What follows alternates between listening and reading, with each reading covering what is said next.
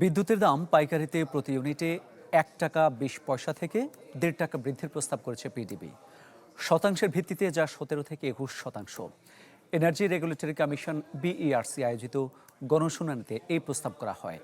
BERC chairman জানান, বিতরণ সংস্থাগুলোর প্রস্তাব কারিগরি কমিটির মূল্যায়নের পরেই এই আইনি প্রক্রিয়া শুনানি হয়েছে। আর দাম বৃদ্ধির তীব্র সমালোচনা করে নাগরিক সমাজ। 2 দিনব্যাপী শুনানির প্রথম দিন পাইকারি পর্যায়ে বিদ্যুতের ইউনিট প্রতি দাম বাড়ানোর প্রস্তাব তুলে ধরে বিদ্যুৎ উন্নয়ন বোর্ড পিডিবি। প্রতিষ্ঠানটির চেয়ারম্যান বলেন, ডলার ও জ্বালানির দাম বাড়ায় বাড়ছে বিদ্যুতের ব্যয়। আসছে অর্থবছরে সম্ভাব্য ঘাটতি দাঁড়াবে ৬৫,৫৫৫ কোটি টাকা। তাই ঝুঁকি এড়াতে পাইকারি বিদ্যুৎ $1.20 থেকে $1.5 বাড়ানোর প্রস্তাব করা হয়েছে। ঈদ আসবে, সাথে ক্যাশব্যাকও আসবে। নিজের বা প্রিয়জনের জন্য কেনাকাটায় এবারও নগদ পেমেন্টে পাচ্ছেন দারুণ ক্যাশব্যাক। তাই যাই কিনুন, পেমেন্ট করুন নগদে। আমরা যে প্রস্তাবনা দিয়েছি তাতে দেখা যাচ্ছে যে আমাদের যে টোটাল ঘাটতির পরিমাণ, এই ঘাটতির পরিমাণের হয়তো 1/5 বা 1/4 বা 1/5 থেকে 1/4 মধ্যে একটা সমন্বয় করা যায় কিনা। বাকি কিন্তু অংশটা এখনো সরকারকে ভর্তুকি দিতে হবে।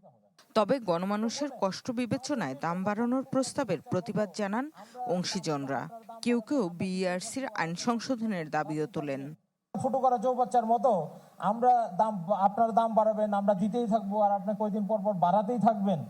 এটা কতদিন চলবে এই ধরনের? আইনের দোহাই দিয়ে সবচেয়ে বেশি অবৈধ এবং বেআইনি কাজ করা হয়েছে এবং বিআরসি সেই কাজগুলো করার ক্ষেত্রে সহায়ক ভূমিকা পালন করেছে নানাভাবে। যে কারণে যুক্তি সহকারে আমরা কিন্তু বলেছিলাম যে বিআরসির যে এই যে অ্যানামেলিগুলো আছে সেগুলোর পরিবর্তন হওয়া দরকার। বিআরসি চেয়ারম্যানের আশ্বাস, বর্তমান পরিস্থিতিতে দাম বাড়ানোর প্রক্রিয়া চললেও প্রান্তিক ভোক্তাদের দুর্ভোগ বিবেচনায় রাখবেন।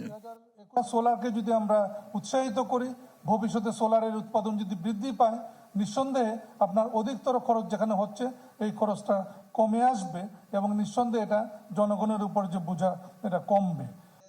এরপর হয় বিদ্যুতের সঞ্চালন চার্জ বাড়ানোর শুনানি। বৃহস্পতিবার হবে খুচরা পর্যায়ে বিদ্যুতের দাম বাড়ানোর আবেদনের উপর গণশুনানি।